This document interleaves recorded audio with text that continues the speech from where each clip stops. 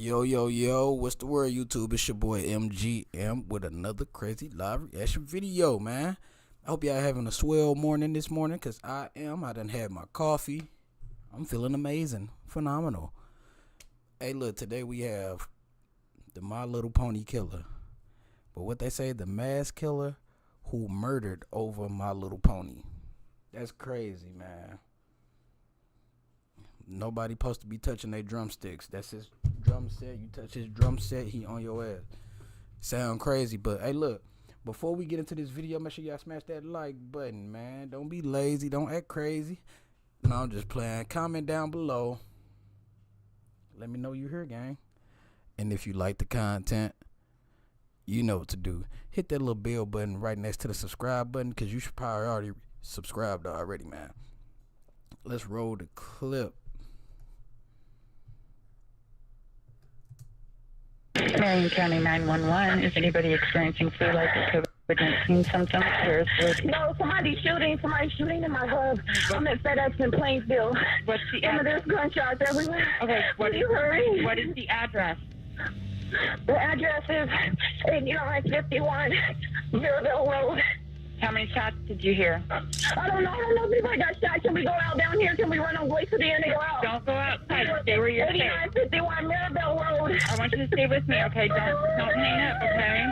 Shut that down!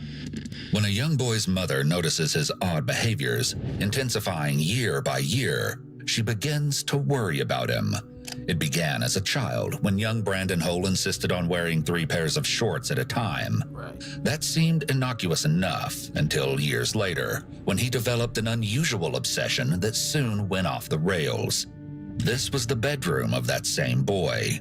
Only now he was well into his teenage years, and his true love is depicted on the colorful posters hanging on these walls.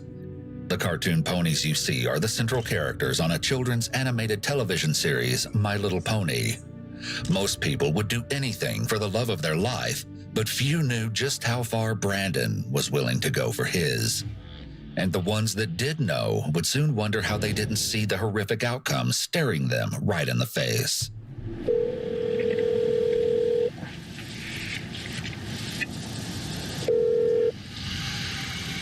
Hello?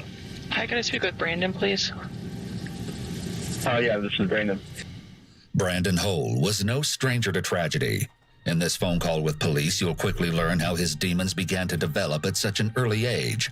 His mother, Sheila, estimates he was only 4 years old as she describes the dramatic incident you're about to hear. I mean, he would, be real depressed one day and be like, I ought to just do what my dad did. How did his dad kill himself? Yeah. So, Okay. Did he find him or did he see that? no, he was there when we got into a real bad argument, and his dad said that, hey, whatever, if you leave with the kids, I'm going to myself, and I said, go ahead. Okay. He was, I think, 4 then. It seemed this haunting memory would follow Brandon everywhere he went for the rest of his life. Before long, Sheila would see his struggles start to manifest in unusual behaviors, including his insistence on wearing 3 pairs of shorts at a time, the way he would rock back and forth as he watched television, and how if his routine tasks were interrupted, the whole sequence would begin again. Hold on, so you telling me that the mother, she messed up, bro, for whatever happened with the husband and stuff? That's messed up, but she see the cause and effect of that situation happening at her son at a young age, and she didn't think about therapy. She didn't think about, that was kind of disturbing. That doll in the closet, bro, that's kind of disturbing, man. She didn't see this coming. No type of therapy or nothing. Just let him be, huh? He was eventually diagnosed with obsessive-compulsive disorder. Sensing something was off, Sheila took her troubled son to Barrington Health Center in Indianapolis. But there she would learn there was more going on than she ever knew. Waited too long. The first visit in 2011, when Brandon was 9, would prove to be his first of many. But with every visit, the outcomes grew worse and worse. And ultimately, it all culminated in some of the most terrorizing moments ever caught on camera.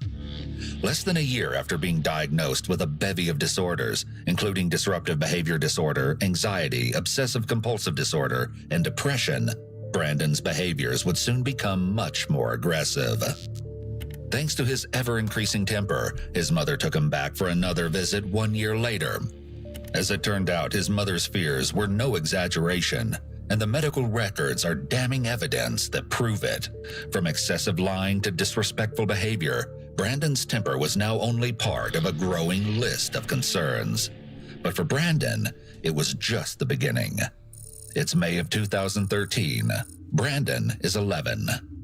A police officer was dispatched to the home Sheila and Brandon shared with Sheila's boyfriend, Keith Larson. According to Keith, he and Brandon were engaged in a water fight, and when Keith sprayed him with the garden hose, Brandon flew into an unexpected rage. He'd locked himself in the bathroom where he proceeded to destroy items inside. Sheila alleged that she picked the lock, after which Brandon left the bathroom and Sheila became his target. That's when Brandon snapped. He punched and slapped Sheila in the face multiple times, kicked her in the legs, and bit her on the forearm. She followed as he ran for the kitchen and grabbed 2 table knives out of a drawer, then, in a mad scramble, charged at his own mother. He trapped her in the family room and wouldn't allow her to leave. It seemed like something unthinkable was about to happen. But just when she thought there was no escape, police arrived in the nick of time, and the madness for now came to an end. Somehow, Sheila only sustained a small wound to her right forearm, but her fears about her son's behavior leading up to this point had been all but confirmed. The incident ended in Brandon receiving several months of probation. After that incident with his mother, everything continued in the same direction, and every year, Brandon would ascend another step on that stairway to madness. He quit school in 2014 and never got beyond the 6th grade level. He stayed home, his depression ever present, and isolated from the world, worsening his condition. It seemed to manifest in his chilling search history. You've already learned about his obsession with My Little Pony, but while left alone, Brandon had been researching something far more sinister. In 2015, Brandon was assessed by the Riley Children's Foundation. His search history included an obsessive interest in mass shootings. He told the assessor that, quote, "I feel bad for the victims, the families." When asked if he could put himself in the shoes of the perpetrators, he denied it, saying, "I don't want to waste my time doing something like that. It's a hassle," and that he wouldn't want to cause families any trauma. Chillingly, the assessor concluded that Brandon seemed to empathize with the victims, despite the fact that he also admitted to sharing memes and jokes about them with his friends. Then, the day came when 18-year-old Brandon made the decision to follow through with something he'd planned to do for quite some time. It was March 2nd, 2020. And he was like, well, drive me to the gun store and I'll just look around. On the way to the gun store, we saw a sticker that said hashtag stop the life. And he's like, there's your sign. And I was like, okay, well, if you buy a gun... So you telling me that the mother, knowing that her son is already crazy, she's still up and decided, oh, I'm going to let you look around the gun store. Come on, man. There's your sign. You know, I got to take that away from you. You know what I mean? Right. So, and he did buy it without bullets. The store was out of ammunition that day. That night, Sheila and her daughter devised a plan. The situation was far too perilous, and they couldn't just sit back and watch to see what became of it. They had to act. If not, Sheila feared, perhaps Brandon would follow through and take his own life, just as his father had done several years prior. Or something much, much worse. The following morning, they traveled to the Indianapolis Metropolitan Police Department and filed a case report telling of his troubled past and how he planned to point his shotgun at police, thereby ensuring his death. Later that same day, on March 3rd, several officers and members of the Indianapolis Mobile Crisis Assistance Team, or MCAT, responded to Sheila's home. Upon entering, Brandon was placed in handcuffs, with the police report stating that Brandon had become quite anxious, and his main focus was ensuring that no one looked at his computer. What police would find on that computer would leave Sheila utterly shocked, with the search revealing extremist websites in his history. At this time, Brandon's gun was confiscated under Indiana's red flag law. When Brandon was taken to Eskenazi Hospital for further assessment, she hoped he'd be put on a 72-hour hold. But instead, somehow, he was in and out in under 2 hours. To Sheila's utter surprise. Bro, that's because these hospitals, they don't really care anymore, man. They don't care. If somebody seem normal to them, despite the past, they in and out. You hear me? These hospitals be max capacity, man. So they not trying to waste their time with him. That's what they felt like. But he really needed to be there on that hold. An emergency medicine doctor determined there was no diagnosis, and Brandon denied having any issues. What's more shocking, there's no record that indicates a formal psychological assessment was ever conducted on Brandon during this visit, despite Sheila's cries for help. A few days after the visit to Eskenazi Hospital, a detective contacted Sheila concerning his confiscated shotgun. I just needed to talk to you about what happened with Brandon. My role in this is simply just to see if we're going to file a retention case. If they file a retention case, he would also be deemed to be a dangerous person, which only means that he wouldn't be able to purchase a firearm. This isn't a criminal record, and it's not, you can't even see it. Like if somebody were to search for criminal cases and stuff, these cases don't go into there because they're just civil. Once they get filed, like if I needed to check on one, I can't even do it. I have to send an email to the prosecutor's office and ask them to look because they're the only ones that can access it. So to see like what the status of it is. Then, when the FBI visited with Sheila the following month, they would unknowingly add fuel to the fire. An agent, along with another officer, visited Sheila's home and asked to meet with Brandon.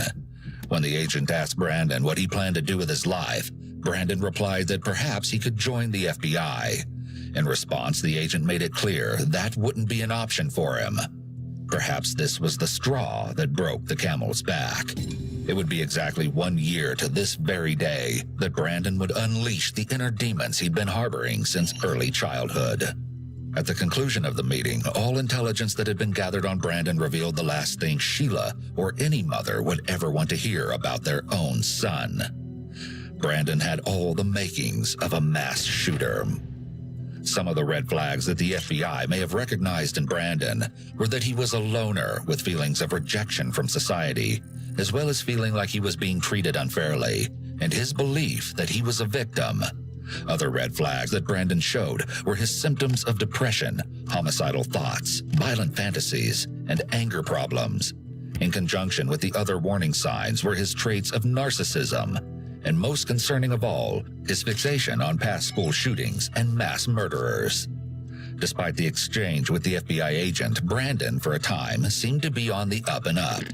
He found a job in 2020, and he seemed to enjoy working at the local FedEx SmartPost facility. Maybe this was the new beginning Sheila had hoped for after all those arduous years. Maybe Brandon was finally improving. But it wasn't the case, and in fact, he was only just ascending into peak madness. In the months before he would do the unthinkable, Brandon quit showing up for work. It seemed he couldn't bring himself to get out of bed. By October, his stint at the FedEx facility had officially come to an end. It was mid-March of 2021, and Brandon had moved back to his mother's home. Once again, Sheila had to fight the system in order to get her son in front of a mental health professional before he was finally assessed. Multiple pages of notes named a variety of Brandon's conditions, amongst them generalized anxiety disorder, recurrent major depressive disorder. Meanwhile, even while he was in therapy, this is an actual list of the items he was purchasing. As he was making these purchases, he attended another session with a social worker. What the hell?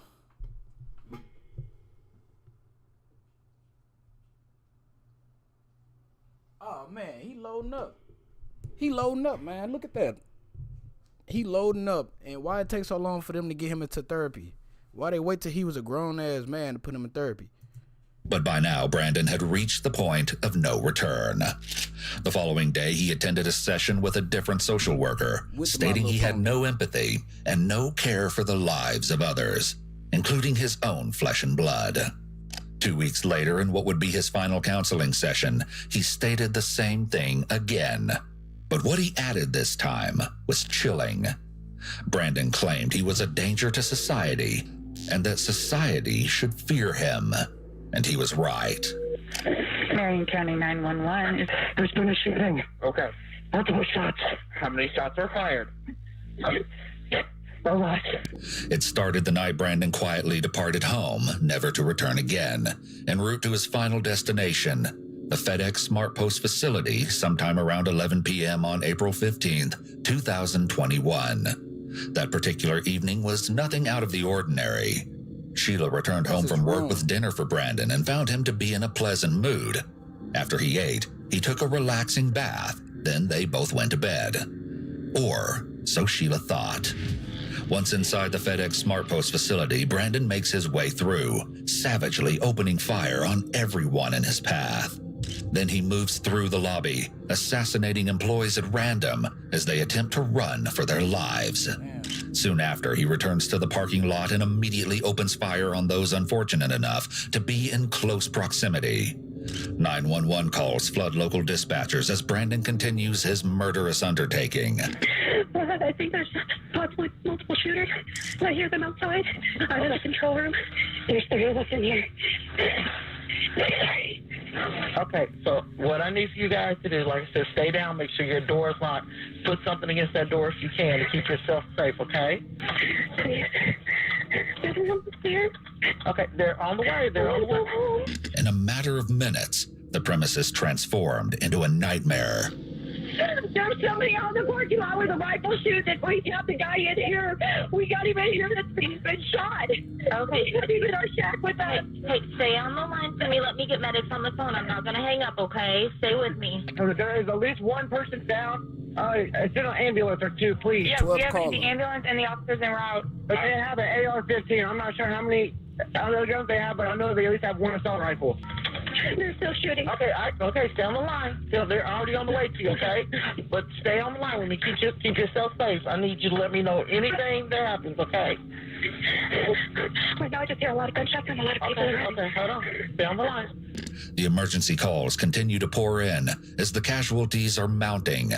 Dispatchers frantically assist callers as the horror continues to unfold. We have shots fired. We need police. They're still shooting as we speak. He's already shot about 5 people as shooters in the building. You said there were 5 people shot there?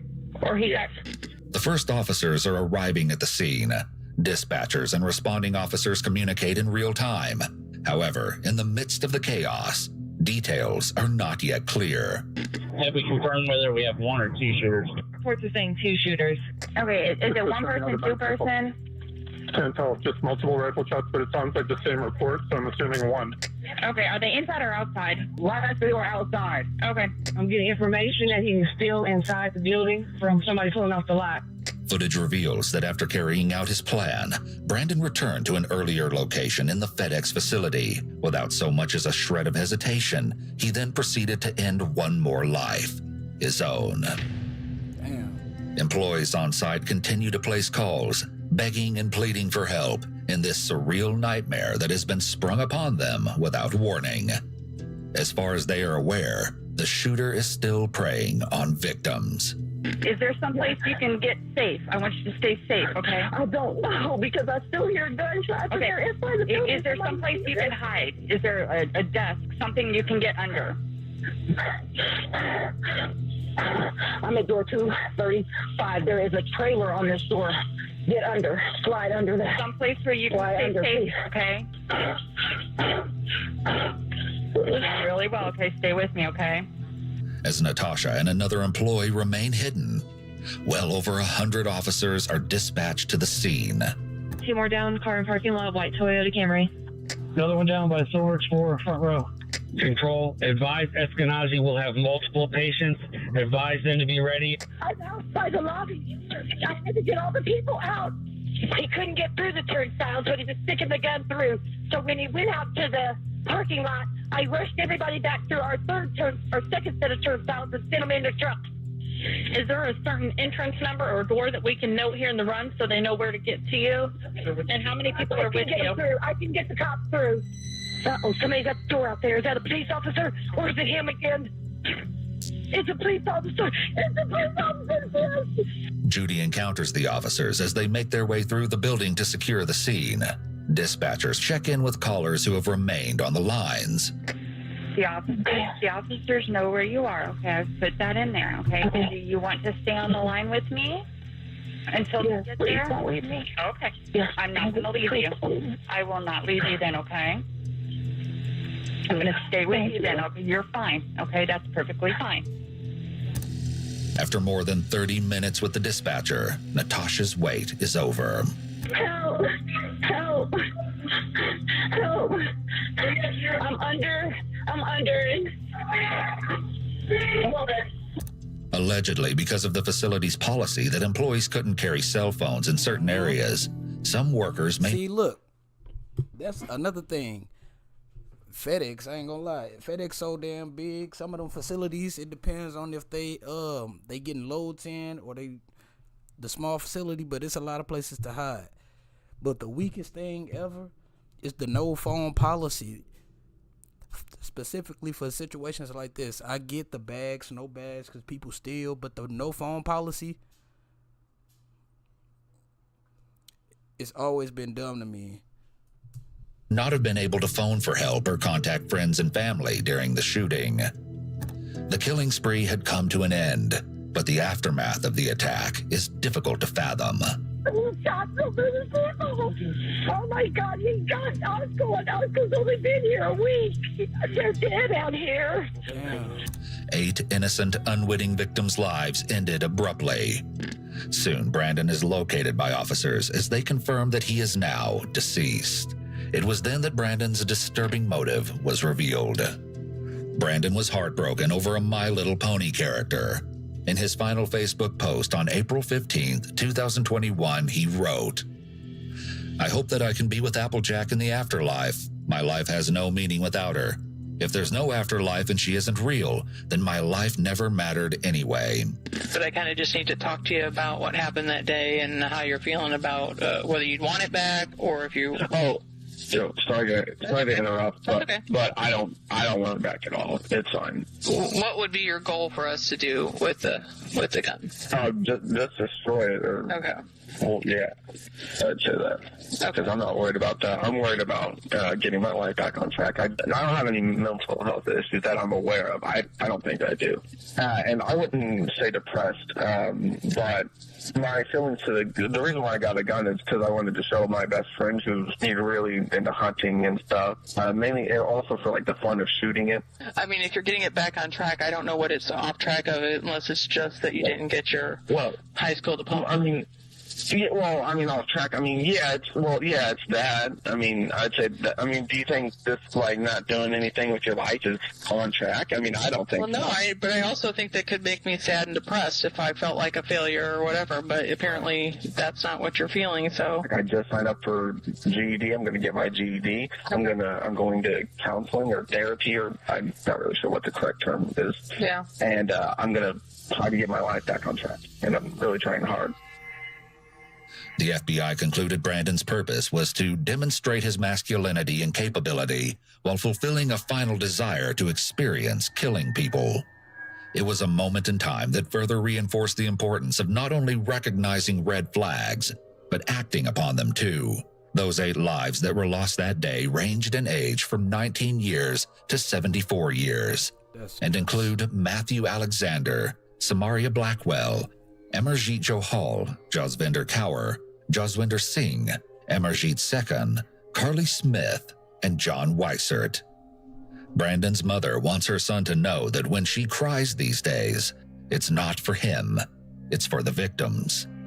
If she could talk to him today, she'd say, "I grieve those people more than I ever will you." Damn, boy.